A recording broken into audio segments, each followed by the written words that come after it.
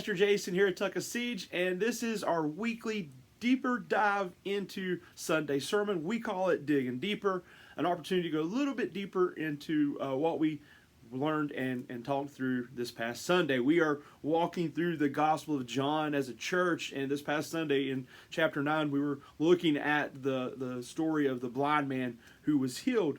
And one of the things that we kind of touched on it Sunday a little bit, but that really stuck out to me that I think in the past, maybe I would even just overlook, just read it, and maybe I read too much into it even now. But this idea that as Jesus is walking there, it's that Jesus sees this guy, right? Like Jesus is the one. In the very first start of this story, it says, as he, and this is talking about Jesus, passed by, he saw a man blind from birth. And then the story begins to unfold that his disciples ask him, right? They see him and then they say, hey, who sinned, this man or his parents, that he was born blind? And Jesus says it's not that this man sinned or his parents, but that the works of God may be displayed in him. So there's this bigger overarching story that's there. It's a picture, of an illustration, but figuratively and literally, of what Christ said in John 8 when he says, I am the light of the world. He brings light to this man's life, that he was blind, and but it shows, right, that he's the one who does this, that he's bringing light to the darkness. So there's all those bigger aspects of it, these kind of meta things. And one of the parts that I really thought about too was this idea, and I know obviously there's the idea of the problem of pain, and there's all those deeper things, and you can actually here on YouTube or Facebook or on the app go back and watch the sermon from Sunday where we kind of address some of those. But to me, the part that I just keep coming back to is the idea that Jesus saw the man.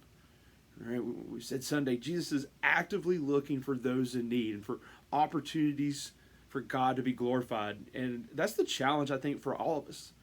We spend so much of our life just focused on our list, our to-do list, and we're going. And we're not looking for those opportunities. We're missing opportunities that God's laying out there for us to be blessed by being a blessing, for an opportunity for us to be used by Him to bless somebody else and to bring glory to Him, to bring light in the darkness. And we can become so focused that we don't. And we see here, I mean, Jesus is Jesus. He's got all these things that I'm sure He could be doing. And He sees this beggar and He sees this blind man, and He looks at him and He sees him and He goes to him. And that's a big deal. He's looking for those opportunities. But I think the bigger thing too is that we see where He went and where He was looking, the disciples were drawn to the same place. The disciples were drawn to the blind man because Jesus was drawn to the blind man. And so it's for us, especially for me, as we see as leaders, like, people are going to be drawn to those things that we're drawn to. And as a church, right, are we actively looking and seeking for ways that we can glorify God, opportunities to be a blessing and to be blessed? I think that's the biggest thing about that too, is that not only are we able to be a blessing, we are blessed out of that blessing as it is. And as disciples following Christ, we should have our eyes open to the things that concern Him, to the areas that He calls us to, and always be looking for that. And then the other side of that is too, as we are disciples of Christ who are making disciples of Christ, that we need to make sure that we're focusing on the important things, that we're focusing on these essential things, and that we're actively looking for those people in need, for those opportunities for God to be glorified. Because other people are going to be watching us, and they're going to be drawn to the things that we do.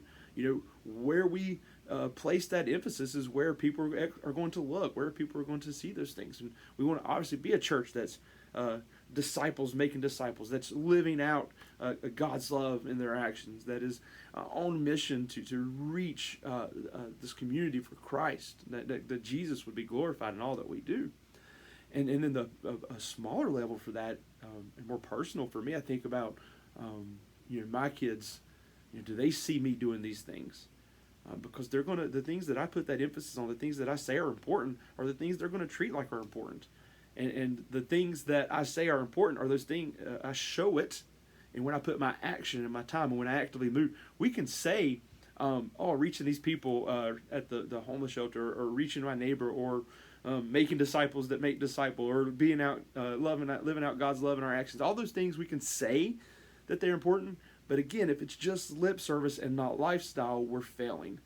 And so digging deeper this week, I would challenge us as a church, as people, whoever, wherever, and however you're listening to this, that are you actively looking around for opportunities for God to be glorified in your life? Because that's our purpose. And in every situation, in every circumstance, or do we get so caught up in the why did this happen that we forget that there is a who that we are to be glorifying and that we are to be doing. And people are going to focus on the things that we focus on. People are watching us. In the same way the disciples are drawn to this man because Jesus is drawn to this man. Those who follow us are going to be drawn to these opportunities for God to be glorified because we are. And so as we go through our week to week this week, as we look at our own hearts, I hope that we are looking for those opportunities for God to be glorified, that we are not turning a blind eye, that we are actively seeking out those in need and opportunities to live out God's love in our actions. All right, so I hope you have a great week. Prayers for you for the rest of this week. Lots of different things going on, I know, for a lot of different people. And prayers as we get and prepare our hearts for Sunday service. So I hope to see you there. It's coming up. There's a lot of things going on at church. I would invite you to, at Tuckasegee, check out tuckasegee.com. Go to your app store, whether the Google Play Store or the Apple's, is it iTunes Store, App Store, whatever it is, and download the Tuckasegee app. Simply search Tuckasegee Baptist. And you should be able to find our app there, download that, to sign up for events and all the things that are going on. So I hope you have a great day, and we will talk to you soon. Bye.